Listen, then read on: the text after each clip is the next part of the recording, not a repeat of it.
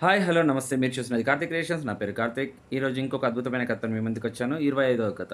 కథలోకెళ్ళి పోయే ముందు మా చిన్నప్పుడైతే మాకు నెట్వర్క్ లేకుండా, మొబైల్ లేకుండా, ఏది లేకుండే. పేరెంట్స్ అనే కథలు చెప్తుండే. లేకపోతే అమ్మమ్మ, నాన్నమ్మనో, తాతయ్యనో ఎవరో కథలు చెప్పేవాళ్ళు. ఇప్పుడు మీకోసం కథలు చెప్పేవాళ్ళు ఎవరు? నేనున్నా గదా! సో, మీకు ఎలాంటి కథ కావాలో కింద కామెంట్స్‌లో పెడితే నేను అలాంటి కథ మీకోసం తీసుకొస్తాను. మీరు చూస్తున్నారు వీడియోని, లైక్ చేస్తున్నారు. సో, కామెంట్ కూడా చేస్తే మీకు ఏ విధమైన కథ కావాలో ఆ విధమైన కథ నేను మీకోసం చెప్తాను. ఇంక కథలో వెళ్ళిపోదామా? ఒక వ్యాపారి ఉండేవాడు. ఆ వ్యాపారి చాలా బాగా బిజినెస్ చేసేవాడు. అయితే సీజన్‌లో మాత్రం బిజినెస్ నడిచేది. రిమైనింగ్ డేస్‌లో అసలు బిజినెస్ నడిచేది కాదు. సో, దానికోసం రెంట్ కట్టడానికి కోసం, ఇల్లు గడపడానికి కోసం అప్పు చేసేవాడు. ఆ అప్పు, ఇంట్రెస్ట్, ఆ రెంట్ కట్టే వరకు ఈయన పేదరికంలోనే ఉండిపోయేవాడు. సో, ఈయన చాలా కష్టపడుతున్నాడనేసి అటుగా ఎళ్ళే ఒక సాధువు ఈయన దగ్గరికొచ్చి, "నేనొక పలానా చెట్టు చెప్తా. ఆ చెట్టు దగ్గరికెళ్ళేసి నువ్వు 40 రోజులు తపస్సు చెయ్యి.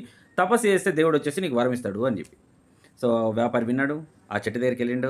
40 రోజులు ఘోరమైన తపస్సు చేసిండు. దేవుడు ప్రత్యక్షమైండు.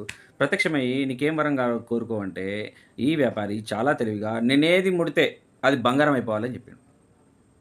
తథాస్తు అని దేవుడు ఎళ్ళిపోయిండు. సో, ఇంటికెళ్ళిండు. ఒక పెద్ద టేబుల్‌ని చూసిండు. ఆ టేబుల్ ముట్టిండు. బంగారం అయిపోయింది. వావ్! అనుకున్నాడు.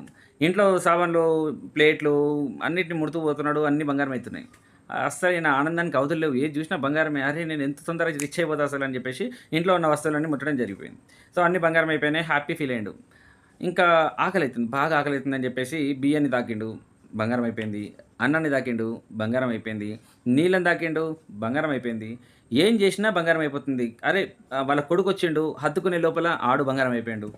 ఏది ముట్టినా బంగారం అయితుంది. వాళ్ళ భార్య కూడా బంగారం అయిపోయింది ఈయన తాకేవారు. ఎవరిని ముట్టినా బంగారం అయిపోతున్నారు. మస్తు భయమేసింది. మళ్ళీ అదే చెట్టు దగ్గరికెళ్ళి మళ్ళీ ఘోరమైన తపస్సు చేస్తే దేవుడు ప్రత్యక్షమైండు.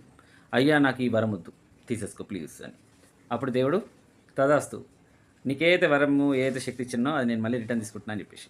రిటర్న్ తీసుకున్నాడు. ఇంటికెళ్ళిండు. ఇయన్నీ ఎట్లా బంగారం అయ్యి ఉంటాయి గదా! మనం మళ్ళా రిచ్చే అని చెప్పి. తీరా పోతే ఏది ఎక్కడుందో అక్కడనే ఉంది. ఏది బంగారం కాలేదో అంతే ఉంది. కానీ ఒక్కటి మాత్రం ఆయన జ్ఞానోదయమైంది ఏంటంటే, బంగారం కంటే బ్రతకడం ఇంపార్టెంట్ అని. ఆ రోజు నుంచి చాలా కష్టపడి బిజినెస్ చేసుకొని బతకడం ఎట్లా, ఆయన ఏదైతే 4 రాళ్ళు సంపాదిస్తుండో దాంతోనే సర్దుకుంటూ బ్రతుకుతున్నాడు. మోరల్ ఆఫ్ ది స్టోరీ ఏంటంటే, మనం ఎంతైతే సంపాదిస్తున్నామో అంత సంపాదిస్తూ ఇంకా ఏదైనా ఆపర్చునిటీ వస్తే చూసుకోవాలి. కానీ సడెన్‌గా ఏదైనా మనకి శక్తొచ్చినా, లేదు అంటే ఏదైనా షార్ట్‌కట్‌లో మనకి అమౌంటొచ్చినా అది ఎక్కువ కాలం ఉండదు. ఓకే.